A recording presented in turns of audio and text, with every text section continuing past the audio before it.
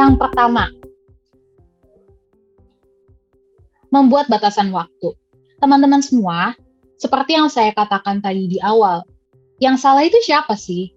Apakah pengetahuannya yang salah? Jelas enggak dong.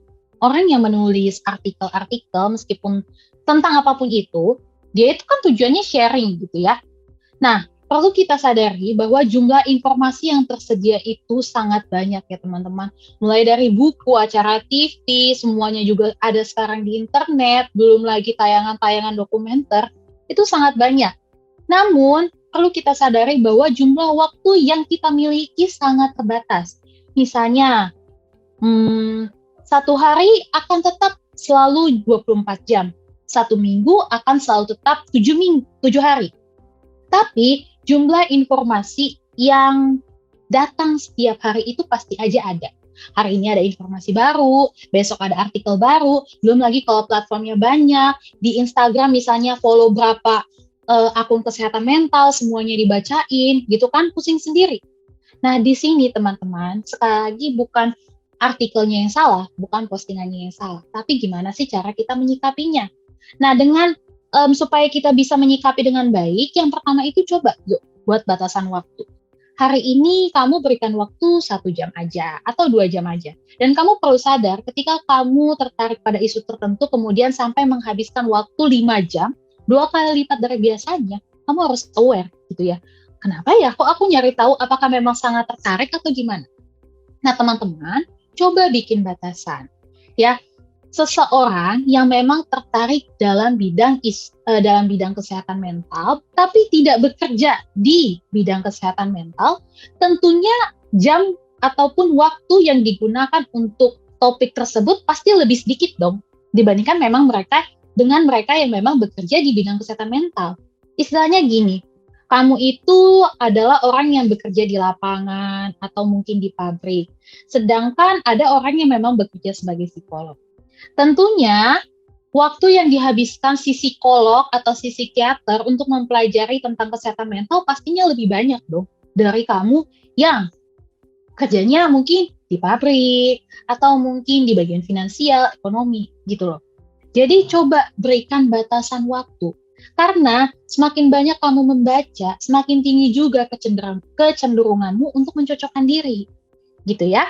Jadi cara pertama untuk mengatasi ataupun mengurangi perilaku self-diagnosis ini adalah dengan membuat batasan waktu, gitu ya. Jadi jangan kayak merasa ya udah sih masih 1 jam ini kok, masih 2 jam kok aku menghabiskan waktu dengan handphone gitu. Justru kita harus aware mau berapa jam gitu loh teman-teman.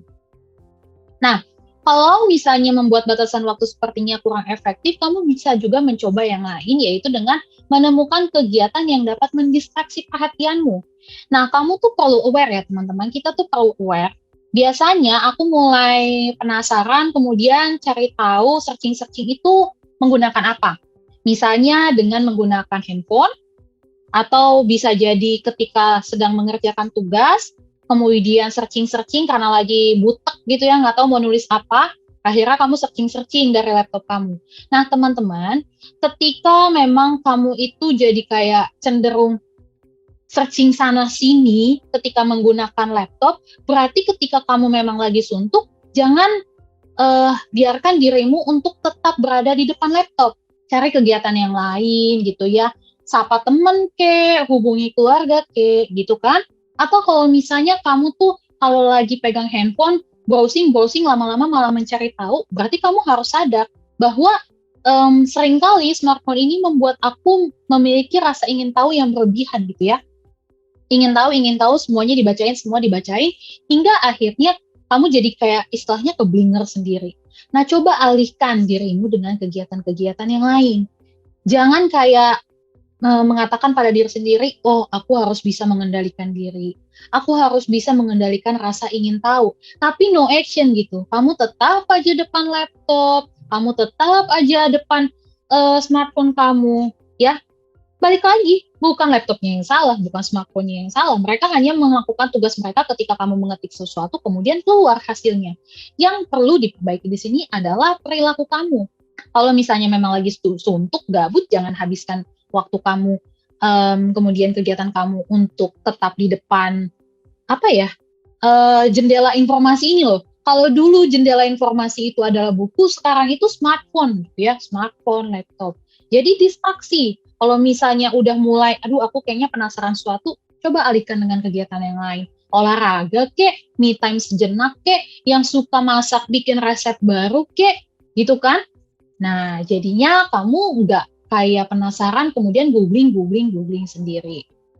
Nah, kemudian yang terakhir ya teman-teman, gimana sih caranya berhenti dari perilaku self-diagnose adalah cari bantuan pada tenaga kesehatan mental profesional. Ya teman-teman, jika kamu memang merasa kesulitan untuk membatasi diri atau menghentikan perilaku self-diagnosis, sebaiknya kamu mempertimbangkan untuk berbicara dengan tenaga profesional. Kamu bisa terbuka terus kasih tahu, iya saya mengalami ABC. Jadi saya tuh kalau misalnya udah pegang handphone, entah kenapa yang saya cari tahu adalah apa yang terjadi dengan diri saya. Kamu bisa keluhkan itu semua, ya. Jika kamu merasa memiliki masalah kesehatan mental, tidak ada salahnya juga kamu mencari bantuan pada tenaga profesional agar mendapatkan penanganan yang tepat.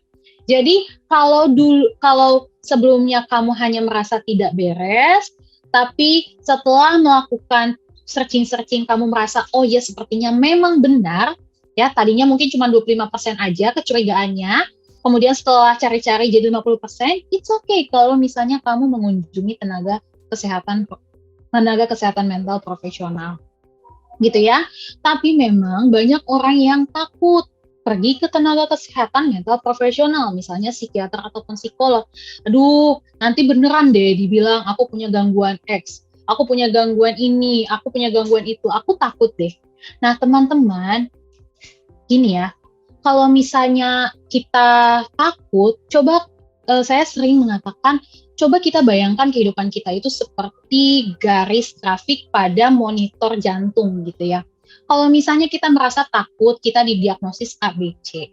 Merasa kalau hidup gue aja nih udah berat banget, kalau misalnya ditambah dengan diagnosis kayaknya makin berat deh. Nah, hidup tuh emang semuanya berat sih teman-teman. Gak mungkin kita mengharapkan hidup kita ringan-ringan aja atau tidak ada masalah. Sama seperti garis grafik pada monitor jantung gitu ya. Kalau misalnya kita mengharapkan diri kita nggak ada masalah, hidup kita ringan-ringan aja, itu sama aja kita mengharapkan garis kehidupan kita tuh lurus. Lurus artinya dead, rest in peace, gitu kan? Jadi memang kalau selama masih hidup, ada aja tantangan, ada aja masalah, ya udah dihadapin aja. Selama masih ada tenaga kesehatan mental profesional, kenapa takut gitu? Penyakit ataupun bisa dibilang gangguan kesehatan mental itu nggak ada bedanya sama jantung gitu ya, penyakit jantung. Penyakit jantung bisa diatasi, gangguan kesehatan mental juga.